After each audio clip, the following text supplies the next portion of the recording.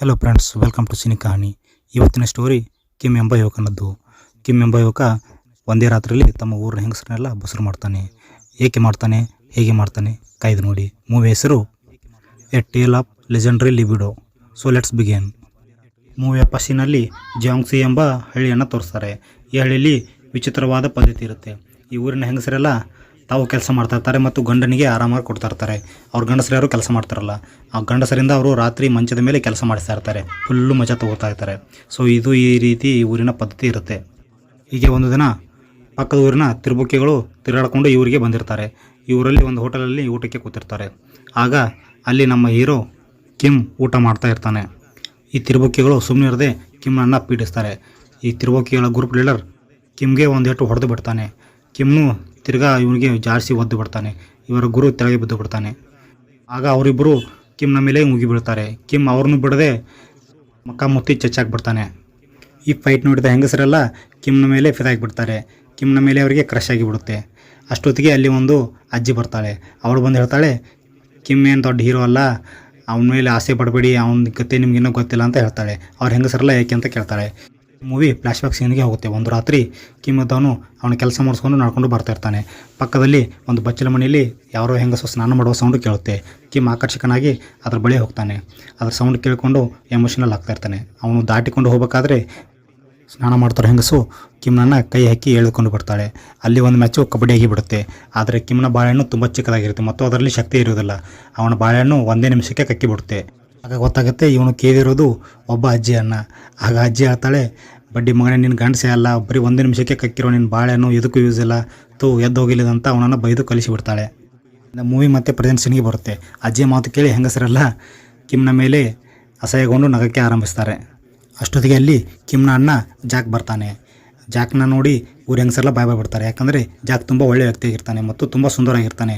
ಅವನನ್ನು ಎಲ್ಲಿ ಹೋದರೂ ಹಿಂಬಾಲಿಸ್ತಾ ಇರ್ತಾರೆ. ಅವನನ್ನು ಗುರಾಯಿಸಿ ನೋಡ್ತಾ ಇರ್ತಾರೆ. ಅವನು ಸ್ನಾನ ಮಾಡಬೇಕಾದ್ರೂ ಕದ್ದು ಊರಿನ ಹೆಂಗಸರೆಲ್ಲ ನೋಡ್ತಾ ಇರ್ತಾರೆ. ಇಂದಾದ ಅವಮಾನದಿಂದಾಗಿ ಕಿಮ್ ಇದ್ದವನು ತುಂಬ ಜಾಸ್ತಿ ಕುಡಿದು ಬಿಟ್ಟಿರ್ತಾನೆ. ಅವನಿಗೆ ನಡೆಯಲಾಗ್ತಾಯಿರಲ್ಲ. ಅದಕ್ಕೆ ಜಾಕ್ ಇದ್ದವನು ಕಿಮ್ನನ್ನು ಹೊತ್ತುಕೊಂಡು ಮನೆಗೆ ಕರ್ಕೊಂಡು ಹೋಗ್ತಾ ಇರ್ತಾನೆ.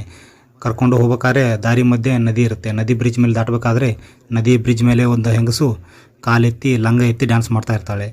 ಅವಳನ್ನ ನೋಡಿ ಇವರು ಕಾಲು ಜಾರಿ ನದಿಯೊಳಗೆ ಬಿದ್ದು ಬಿಡ್ತಾಳೆ. ಇವರು ನದಿರು ಬಿದ್ದದ್ದು ನೋಡಿ ಅವಳು ಭಯ ಬಿದ್ದಲ್ಲಿಂದ ಓಡಿ ಹೋಗ್ತಾಳೆ. ನೆಕ್ಸ್ಟ್ ಸೀನಲ್ಲಿ ಊರಿನ ಗಂಡಸರೆಲ್ಲ ಒಂದು ಕಡೆ ಕೂತ್ಕೊಂಡು ಅಭ್ಯಪಾರಿಯಾಗಿ ಮಾತಾಡ್ತಾ ಇರ್ತಾರೆ.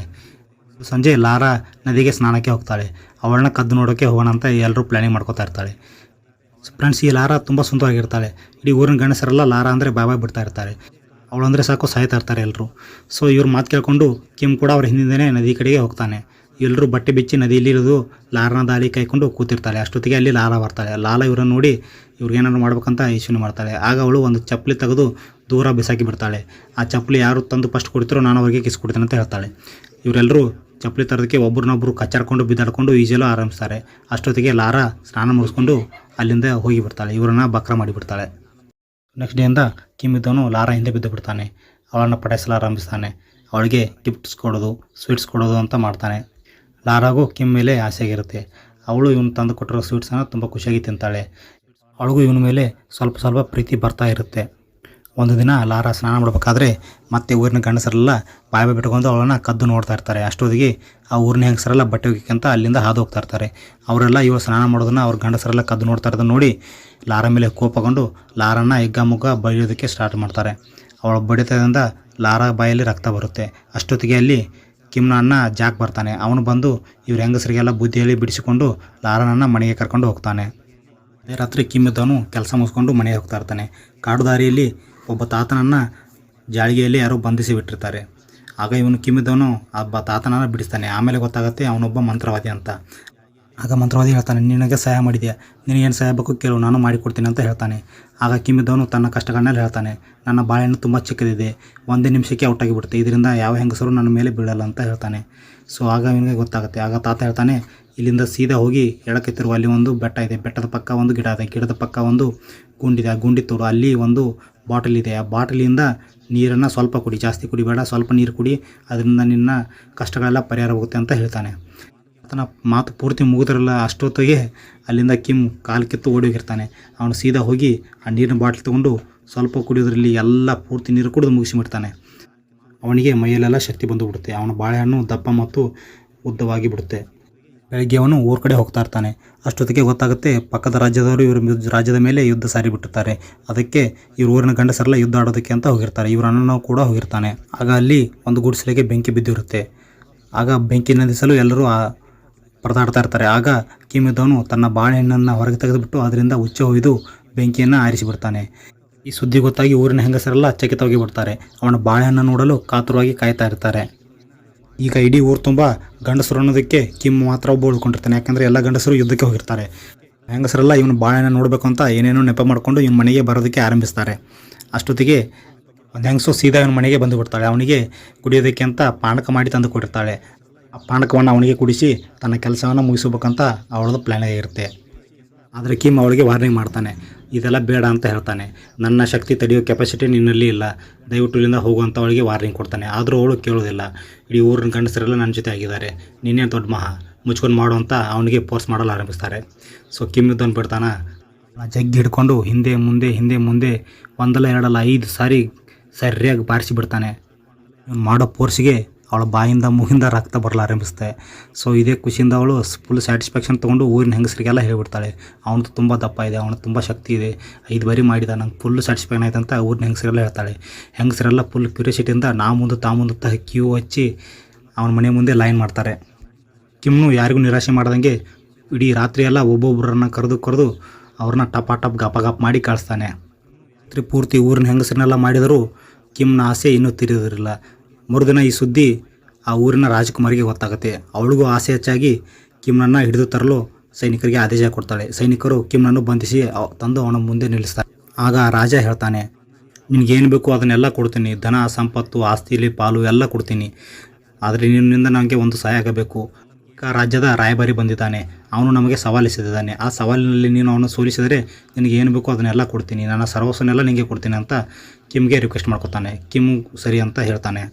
ನೆಕ್ಸ್ಟ್ ಸೀನಲ್ಲಿ ಕಾಂಪಿಟೇಷನ್ ಸ್ಟಾರ್ಟ್ ಆಗಿಬಿಡುತ್ತೆ. ಕಾಂಪಿಟೇಷನಲ್ಲಿ ಏನಿರುತ್ತೆ ಅಂದರೆ ತಮ್ಮ ಬಾಳೆಹಣ್ಣಿಂದ ಯಾರು ಜಾಸ್ತಿ ವೇಟ್ ಎತ್ತಾರೋ ಅವರು ವಿಜೇತರಾಗ್ತಾರೆ ಅಂತ. ಸೊ ಆಫ್ರಿಕಾದವನು ಮಾಂಸ ಪರ್ವತವಾಗಿರ್ತಾನೆ. ಅವನು ಸಲೀಸಾಗಿ 35 kg ಡಂಬೆಲನ್ನು ಅವನ ಬಾಳೆಹಣ್ಣಿಂದ ಎತ್ತಿಬಿಡ್ತಾನೆ. ನೆಕ್ಸ್ಟ್ ಕಿಮ್ನ ಸರ್ದಿ. ಕಿಮ್ಗೆ ಎಮೋಷನ್ ಇಲ್ಲದೆ ಅವನ ಬಾಳೆಹಣ್ಣು ಎದ್ದೇಳದೇ ಇಲ್ಲ. ಅದಕ್ಕೆ ತುಂಬ ಒದ್ದಾಡ್ತಾ ಇರ್ತಾನೆ. ಆಗ ರಾಜ್ಕುಮಾರಿ ಇವನಿಗೆ ಮೂಡ್ ಬರೋ ಥರ ಮುಖ ಮಾಡ್ತಾಳೆ. ಬಾಳೆಹಣ್ಣನ್ನು ತೊಗೊಂಡು ತಿಂದಂಗೆ ಮಾಡಿ ಅವನ ಸೆಡಿಕ್ಷನ್ ಮಾಡೋ ಥರ ಮಾಡ್ತಾಳೆ. ಆಗ ಇವನು ಫುಲ್ ಎಮೋಷ್ನಲ್ ಆಗಿ ಕಣ್ಣಲ್ಲೆಲ್ಲ ಬೆಂಕಿ ಎತ್ಬಿಟ್ಟು ಒಂದೇ ಬಾರಿಗೆ 150 kg ಎತ್ತಿ ಬಿಡ್ತಾನೆ. ಅವನ ಬಾಳೆಹಣ್ಣಿಂದ 150 kg ಎತ್ತಿ ಬಿಸಾಕಿ ಬಿಡ್ತಾನೆ. ಇವನು ಕಾಂಪಿಟೇಷನಲ್ಲಿ ಗೆದ್ದು ಬಿಡ್ತಾನೆ. ಆಗ ರಾಜ ಇದೇ ಖುಷಿಯಲ್ಲಿ ಇಡೀ ಊರಿಗೆಲ್ಲ ಊಟ ಹಾಕಿಸಿ ಅವನನ್ನು ಕೂಡ ಆಹ್ವಾನಿಸ್ತಾನೆ. ಯಾವ್ದೋ ಮುಂದಿನ ದಿನ ಲಾರಾಗೆ ತುಂಬ ಜ್ವರ ಬಂದುಬಿಡುತ್ತೆ. ಅವಳ ಮೈ ಬಿಸಿ ತುಂಬಾ ಏರಿಬಿಟ್ಟಿರುತ್ತೆ. ಆಗ ವೈದ್ಯ ಹೇಳ್ತಾನೆ, ನೀನು ನಾಳೆ ಒಳಗಾಗಿ ಸೆಕ್ಸ್ ಮಾಡಬೇಕು, ಇಲ್ಲಾಂದರೆ ನಿನ್ನ ಪರಿಸ್ಥಿತಿ ಮಿತಿಮೀರಿ ಹೋಗುತ್ತೆ ಅಂತ. ಆಗ ಲಾರಾ ಇದ್ದವಳು ಕಿಮ್ನ ಕರೆಸ್ತಾಳೆ. ಕಿಮ್ನ ಜೊತೆ ಒಂದು ಮ್ಯಾಚು ಕಬಡ್ಡಿ ಆಡಿಬಿಡ್ತಾಳೆ. ಕಿಮ್ ಕೂಡ ಫುಲ್ ಬುಷಾಗಿ ಟಪ್ ಗಪ ಮಾಡಿಬಿಡ್ತಾನೆ. ಇದರ ಮುಂದಿನ ದಿನವೇ ಲಾರಾ ಇದ್ದವಳು ಹುಷಾರಾಗಿ ಬಿಡ್ತಾಳೆ. ಇದೇ ಕಾರಣಕ್ಕಾಗಿ ಕಿಮ್ ಇದ್ದವನು ಇಡೀ ಊರಿಗೆ ಹೆಂಗಸರಿಗೆಲ್ಲ ಕೊಡ್ತಾರೋ ಫ್ರೀ ಸರ್ವಿಸನ್ನು ಒಂದು 3 ದಿನಗಳ ಕಾಲ ನಿಲ್ಲಿಸಿಬಿಟ್ಟಿರ್ತಾನೆ. ಹೆಂಗಸರೆಲ್ಲ ತುಂಬ ಬೇಜಾರಾಗಿರ್ತಾರೆ. ಅಷ್ಟೊತ್ತಿಗೆ ಗೊತ್ತಾಗುತ್ತೆ ಅವರೆಲ್ಲ ಹೆಂಗಸರೆಲ್ಲ ಪ್ರೆಗ್ನೆಂಟ್ ಆಗಿದ್ದಾರೆ ಅಂತ. ನಾನು ಪ್ರೆಗ್ನೆಂಟ್ ಆಗಿದ್ದೀನಿ, ನೀನು ಪ್ರೆಗ್ನೆಂಟ್ ಆಗಿದ್ದೀನಿ ಅಂತ ಇಡೀ ಊರಿನ ಹೆಂಗಸರೆಲ್ಲ ಮಾತಾಡ್ಕೊಳ್ತಾ ಇರ್ತಾರೆ. ಗೊತ್ತಾಗುತ್ತೆ ಒಬ್ಬರು ಬಿಡದಂಗೆ ಇಡೀ ಊರಿನ ಹೆಂಗಸರೆಲ್ಲರೂ ಬಸರಾಗಿ ಬಿಟ್ಟಿರ್ತಾರೆ. ಅಷ್ಟೊತ್ತಿಗೆ ಯುದ್ಧ ಮುಗಿಸ್ಕೊಂಡು ಊರಿನ ಗಂಡಸರೆಲ್ಲ ವಾಪಸ್ಸು ಮನೆಗೆ ಬರ್ತಾರೆ. ಆಗ ಗೊತ್ತಾಗುತ್ತೆ ಹೆಂಗಸರಿಗೆ ಬಸರ ಕಾರಣ ಎಲ್ಲ ಕಿಮ್ ಅಂತ. ಆಗ ಗಂಡಸರೆಲ್ಲ ಕೋಪಗೊಂಡು ಕಿಮ್ನನ್ನು ಒದ್ದು ಬದ್ದು ಬಡಿದು ಅವನನ್ನು ಬಂಧಿಸಿ ಕರಡಿಯ ಗುಹೆ ಒಳಗೆ ತಬ್ಬಿಬಿಡ್ತಾರೆ. ಅಲ್ಲಿ ಸುಮಾರು ಹೊತ್ತು ಕರಡಿ ಜೊತೆ ಕಾತಾಟದಲ್ಲಿ ಕಿಮ್ ಬದುಕುಳಿದ್ನ ಬಚಾವಾದಂತ ಯಾರಿಗೂ ಗೊತ್ತಾಗೋದಿಲ್ಲ. ಸೊ ನೆಕ್ಸ್ಟ್ ಸೀನಲ್ಲಿ ಕಿಮ್ನ ಅಣ್ಣ ಜಾಕ್ ಕೂಡ ಯುದ್ಧದಿಂದ ಕಾಲು ಮುರಿದುಕೊಂಡು ಮನೆಗೆ ಬರ್ತಾನೆ. ಆಗ ಗೊತ್ತಾಗುತ್ತೆ ಲಾರಾ ಕೂಡ ಗರ್ಭಿಣಿಯಾಗಿದ್ದಾಳೆ ಅಂತ. ಕಿಮ್ ತುಂಬ ಖುಷಿ ಪಡ್ತಾನೆ. ಆಗ ಲಾರಾ ಇದ್ದವರು ಹೇಳ್ತಾಳೆ, ನಾನು ನಿನ್ನ ತಮ್ಮನ ಜೊತೆ ಬಸ್ಸಾಗಿದ್ದೀನಿ, ಅವನ್ನೇ ಮದುವೆ ಆಗ್ತೀನಿ ಅಂತ ಹೇಳ್ತಾಳೆ. ಯಾಕೆ ಹೇಳ್ತಾನೆ, ನೀನು ನನ್ನನ್ನು ತಪ್ಪಾಗಿ ತಿಳ್ಕೊಂಡಿದೀಯಾ, ನಾನು ನಿನ್ನನ್ನು ಮನೆಗೆ ಕರೆದುಕೊಂಡ ಕಾರಣವೇ ನನ್ನ ತಮ್ಮನ ಜೊತೆ ನಿನ್ನ ಮದುವೆ ಮಾಡಬೇಕು ಅಂತ. ಅವನನ್ನು ಎಲ್ಲಿದ್ದಾನೆ ಕರ್ಕೊಂಬೇಡ, ನಾಳೆನೇ ನಿಮ್ಮ ಮದುವೆ ಮಾಡ್ತೀನಿ ಅಂತ ಹೇಳ್ತಾನೆ.